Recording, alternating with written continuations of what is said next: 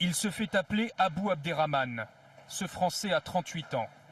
Vous ne verrez pas son visage pour des raisons de sécurité. Actuellement détenu quelque part en Syrie par les forces kurdes, il est accusé d'avoir combattu dans les rangs de Daesh, arrêté au nord de Raqqa en juillet dernier. Bonjour. Bonjour. Vous parlez français? Évidemment. Je suis français. Vous êtes originaire de quelle ville en France?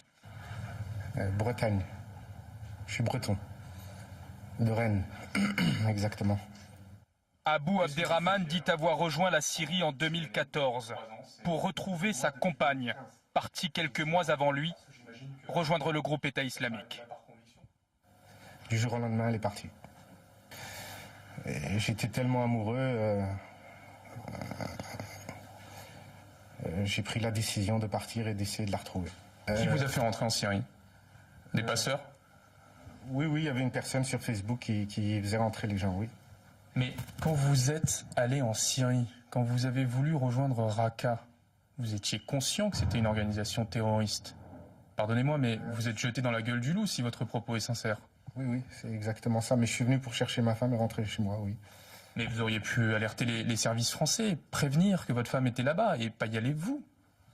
Oui, mais ils n'auraient pas pu la sortir. Durant 3 ans de présence à Raqqa, il affirme n'avoir jamais pris les armes.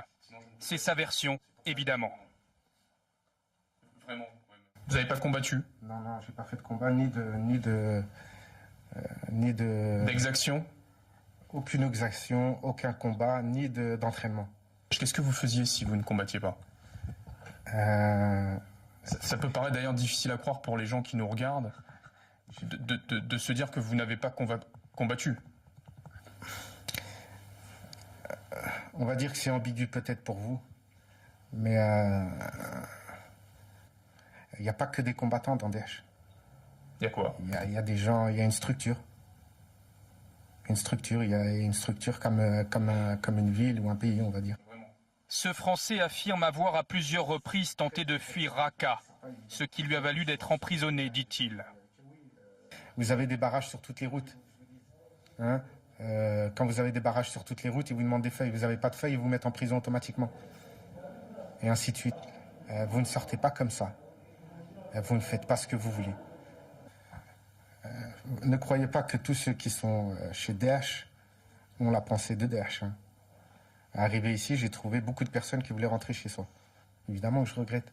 Est-ce que c'est pas un peu trop facile? Est-ce que c'est pas difficile à entendre?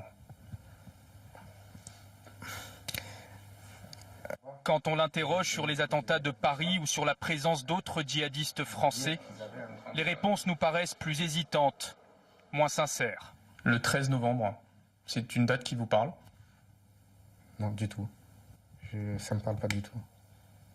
Plus de 100 morts à Paris, dans des attentats perpétrés par des hommes de Daesh. Oui, évidemment. Chez Daesh, ils en ont parlé, ça c'est clair. Mais vous n'étiez pas au courant? J'étais au courant des attentats, c'est-à-dire j'ai entendu, évidemment, après les attentats, qu'il y a eu des attentats. Mais qu'est-ce qu'ils disaient? Ils faisaient leur propagande par vidéo, comme d'habitude. Ils se félicitaient de ces attentats? Par vidéo, oui. Et vous? Pas du tout. Quelqu'un comme Abdelhamid Abaoud, qui a perpétré les attentats de Paris, c'était un nom qui devait être connu? On ne s'appelle pas par des noms. On n'a pas là-bas, il n'y a personne qui a un nom et son prénom, son nom de famille, son prénom. Il n'y a personne qui a un nom de famille et prénom là-bas. Où étaient préparés ces attentats? Je ne sais pas du tout.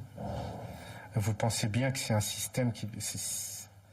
Vous pensez bien qu'ils ne vont pas vous dire ou ils ne vont pas dire aux gens ou avant leur exaction ce qu'ils vont faire. Il y avait un quartier français? On va dire un quartier d'Européens, oui, sûrement.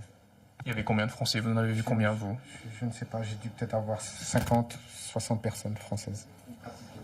Abou Abderrahmane dit n'avoir reçu la visite d'aucune autorité française depuis son arrestation par les forces kurdes. Est-ce que vous êtes conscient que le fait d'être allé en Syrie, d'être allé à Raqqa, vous expose à être emprisonné à votre retour en France?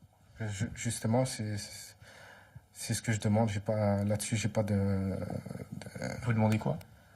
Oui, si je dois rentrer chez moi et qu'il me juge, évidemment, j'ai pas... Vous avez appartenu, même si vous n'avez pas participé au combat, à une organisation terroriste.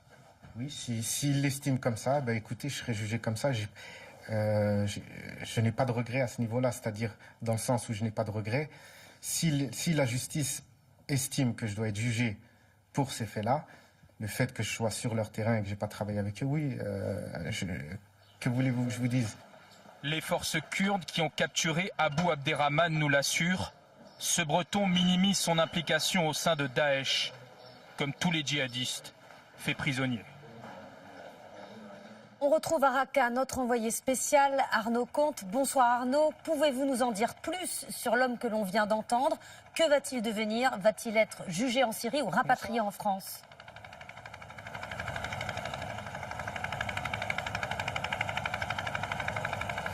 Oui, c'est un témoignage rare que vous venez d'entendre. C'est tout simplement la première fois qu'un membre français de Daesh capturé témoigne ainsi de cette façon. Alors le rendez-vous nous a été fixé par les services de renseignement kurdes quelque part en Syrie. Nous nous sommes rendus dans une base tenue secrète et c'est là que nous avons rencontré Abu Abderrahmane. L'entretien a duré un peu plus de 2 heures. Il s'est déroulé de manière tout à fait libre. Et à l'issue de cet entretien, évidemment, nous nous sommes posé cette question, que va devenir ce djihadiste français? Sur ce point, la France a toujours été claire. Les djihadistes arrêtés à Mossoul ou à Raqqa seront jugés sur place, donc en Irak et en Syrie. Le problème de la Syrie, vous le savez, c'est que ce pays est en pleine guerre civile et ce djihadiste a été arrêté par des forces kurdes qui n'ont pas d'État. Que va-t-il donc devenir? Là aussi, la France a toujours été très claire. Il est hors de question que ces djihadistes reviennent. Ils resteront ici coûte que coûte, avec une exception faite évidemment pour les mineurs français qui seraient retrouvés sur place. Et selon l'Elysée, il serait encore 500 mineurs dans la zone irako-syrienne. Merci Arnaud.